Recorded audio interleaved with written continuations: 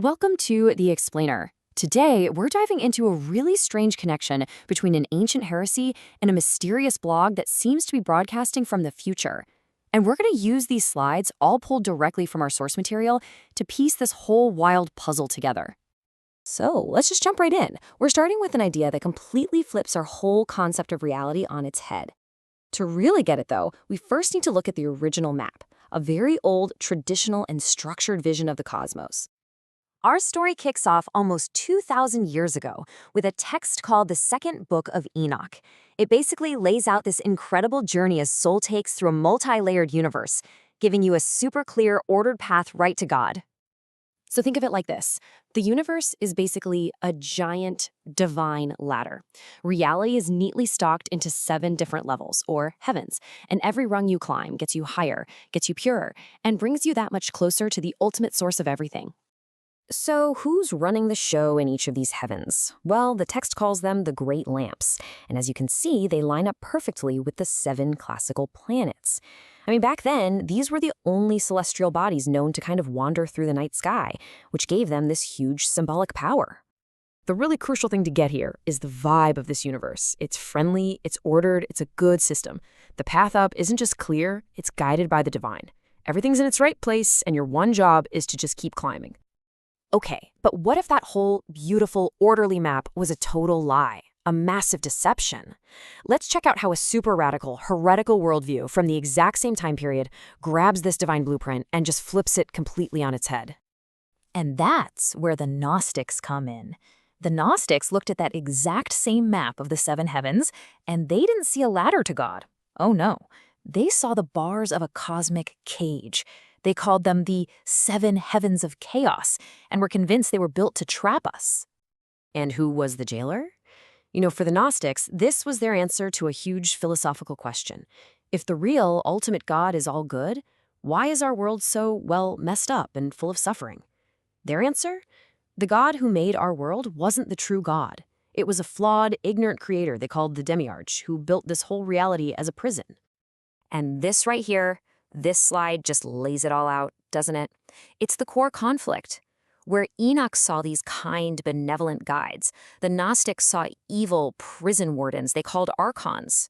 Where one saw an orderly path to the light, the other saw a chaotic trap made to keep our souls stuck here in the material world. So in this worldview, the goal isn't to climb that ladder. No way.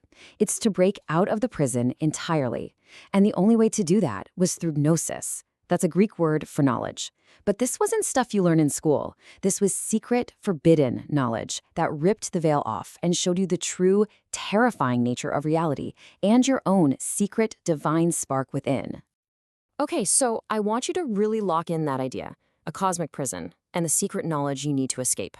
Because we're about to do a time jump, a big one, 2,000 years forward into a very, very strange corner of the internet today. So there's this domain, crabtree.biz. Used to be for some pricey business coaching thing, but today it hosts something else, something completely different. It's this dense, super fast blog, just packed with cosmic horror, AI theories, and all kinds of esoteric stuff. And when I say the output is high, I mean it's inhuman. To give you an idea, the site supposedly pumped out almost 3,500 posts in a single year. It's just a fire hose of information. And here's the absolute weirdest part. The posts are all dated from the near future. It's like they're being sent back in time.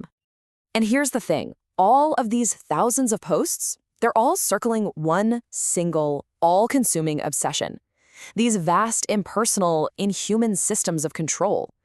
And it looks at them through the lens of the ancient past, the present, and the far future. But here's the crazy part. Despite this absolute mountain of content, the author, this Michael Crabtree, is a total ghost. Profile links? Dead. It's this huge paradox. Maximum content, minimum identity. You have to wonder, is this even a real person? So this is where it all starts to click. What if this bizarre futuristic blog isn't just a random internet rabbit hole? What if it's the digital ghost of that ancient heresy we were just talking about? And boom, this is where your jaw might hit the floor. The blog's obsessions, they map almost perfectly onto that ancient Gnostic framework. The demiurge, the false god, reborn as the algorithm. The cosmic prison, well, that's just simulation theory. And that secret knowledge, the gnosis, you find that now in brutal cosmic horror theories. It's all there. You see, he's not just some blogger posting weird stuff. He's acting like a modern-day Gnostic scribe. He's gathering up all the forbidden knowledge of our time, esoteric ideas, cosmic horror, theories about AI, all to try and make sense of the digital prison he thinks we're all trapped in.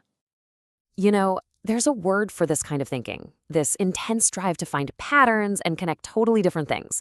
It's called apophonia. And this author is a master of it, drawing this straight, powerful line from ancient, evil gods all the way to modern, faceless artificial intelligence. So why should we care about some weird blog? Because it's a perfect window into something deeply human. It shows us that this primal, ancient fear, the fear that we're all trapped in a huge system that we can't see or control, it's still here. It never left. It's just found a new high-tech language to speak. And that leaves us right here with one last kind of chilling question to chew on. Is the algorithm just a new name for the demiurge? Is simulation theory just the 21st century version of the cosmic prison? As our world gets more and more complex, more automated, are we just finding new digital names for our oldest, darkest fears?